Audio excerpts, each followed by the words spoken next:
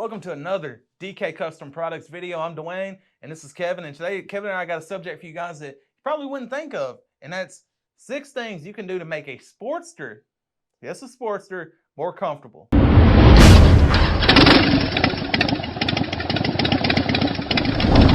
Now, Kevin has done several multi-thousand-mile rides on his Sportster. And at first glance, this isn't a Sportster you would assume is comfortable. It has a sprung solo seat, a chop fender, tank lift. Like, it's a rad looking bike, but it's not something you would think someone would ride across the country on, for example. Not Kevin. He rode across on this Sportster. What was it, the Hot Bike Tour a couple years back? Yeah, it was like 8 or 10 years ago on the Hot Bike Tour. Yeah, and that was what? That's like almost 3,000 miles, right? I think it was 2,700. So 10 days. So what are the 6 things you've done to that Sportster to make those 2,600 miles, 10 days of riding bearable? Oh, not only bearable. When I was in my 50s when I did that ride, there were tons of guys on Softails and touring bikes in the 30s and 40s and 50s. And when we would get to the end of the day, oh, they're all achy and sore. And I was fresh because I did things to make the bike more comfortable. Now, we've done this same video on touring models and M8 Softails, and we'll put those videos in the corner up here. But we feel that I think this is the most enticing subject, and we're going to give 6 things rather than just 5 things you can do to the Sportster, because we feel the Sportster it takes a little more to get those comfortable. Start out very comfortable. No, yeah. So the first thing that I do is put foot pegs with a heel rest on the bike or floorboards. Now, for years and years, I ran foot pegs and heel rests. The reason for the heel rest is there is a huge level of comfort when your foot is not just on that round peg, but you can actually rest it and sort of get comfortable with your heel on the heel rest. And then when we did the floorboards, which actually we developed for this bike here, because we're putting a suicide shifter on it with the foot clutch, I needed floorboards. We put on here, and then I put it on my other Sporty, and then other people started putting on their Sporty. It is incredible how much more comfortable floorboards are on the Sporty. Oh yeah, I'm a true believer, because when I first started riding bikes in my teen, I would ride dirt bikes, sport bikes, bikes that had mid controls. I still remember the day. I still remember the bike I was riding the first time. It was a Harley Davidson with forward controls, and I remember thinking, this can't be right. How do people ride these? Like, why? My legs are so tired from just holding them on the pegs. Something as simple as foot placement will fatigue you. And it's just one of those things, a lot of us just get used to it. Like, it is what it is. Yeah, and of course, what adding a heel rest to the foot peg gives you more, but adding the floorboard gives you even more real estate. So it's incredibly comfortable. So that's number 1. Number 2 is getting the handlebars in the right location. The way I did it on this Sporty is I went from the factory bars, whatever they are, to the mini apes, and I added riser extensions to get those handlebars right where it was comfortable for me.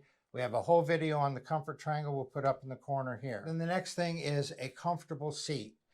Now, when I had this particular bike set up where me and Mary rode it, I went to the Sundowner seat. The Sundowner seat is very, very comfortable, not only for me, but for her as a passenger. And so 2 up, I like the Sundowner seat.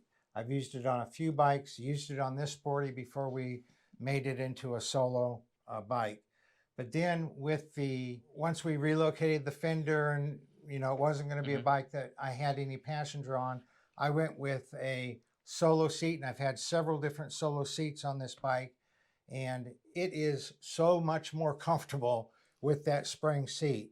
And whether you use scissor springs, barrel springs, you just get a lot of movement in there, and it absorbs all the little irregularities. Whether you've upgraded your suspension or not, there's still going to be movement.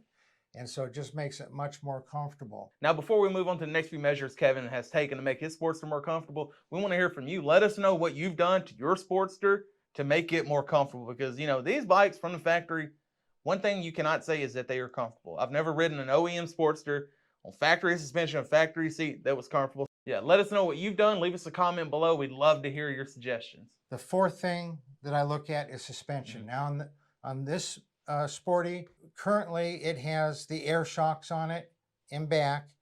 off of a touring bike, which is a very inexpensive way to get a good ride on a Sportster. Yeah. Just get some takeoff air shocks, 12 or 13-inch off of a touring bike, and then that will give you a lot better, a much, much better ride in the back. I've also run twin adjustables back there. I've run the next gen back there.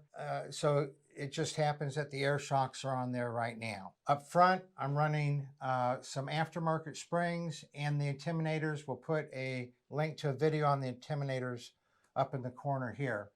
But that gets all the little road noise gets absorbed up, Yeah. and the big bumps get absorbed up, so you're not bouncing off the seat when you hit a big bump, because the suspension is actually soaking it up. Because that's probably the worst aspect of the Sporty, is just the very, very poor suspension that comes OEM. The fifth thing, and this might be a little bit of, I went back and forth on whether to put this in this video, because it doesn't seem on the surface like it's a comfort mod, but it's the rocket shift. Okay. Yeah. When I got the rocket shift, we did not invent the rocket shift. A guy named Bud in Tennessee did, and he sent me one. I think at the very beginning when he was talking to me, I sort of tried to discourage him from sending it because I couldn't even fathom that I would like it. Yeah. He said, just put it on there and ride with it and see if you like it. I love it. I'm not going back. Yeah.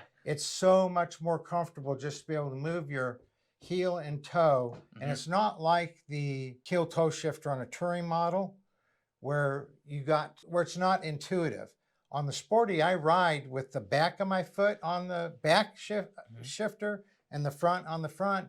And then I just rock my foot back or forward to upshift, downshift. Yeah, it's so easy to use. We have a lot of customers over the years that have mobility issues in their lower foot or their lower leg, and they still use it. I can think of one customer at least that has a prosthetic leg using the rocket shift. So it is in the sense of the word, it's a heel toe shifter, but it's very rigid, and it mounts directly to the spindle. It's not just an extension of a shifter arm.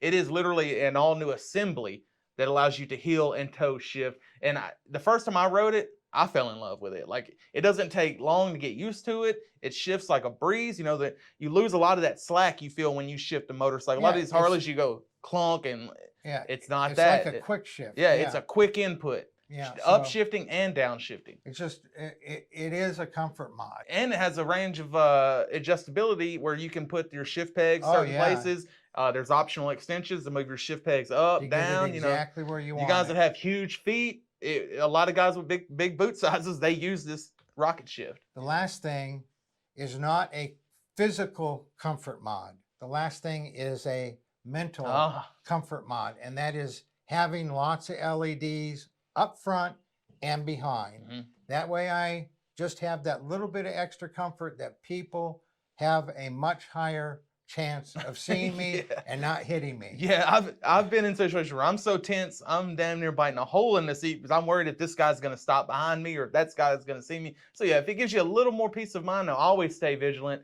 always be aware of what's going on. But yeah, if it gives you a little more peace of mind, you tend to relax more. So that's it on the 6 things that I've done on my Sporty. I know you all probably done something different, but what I've done on this Sporty to make it more comfortable. And again, leave us a comment. Let us know what you've done to your bike. If you have any questions at all about anything or any of the mods you've seen in this video, give me a call or shoot us an email to support@dkcustomproducts.com. Y'all ride safe out there.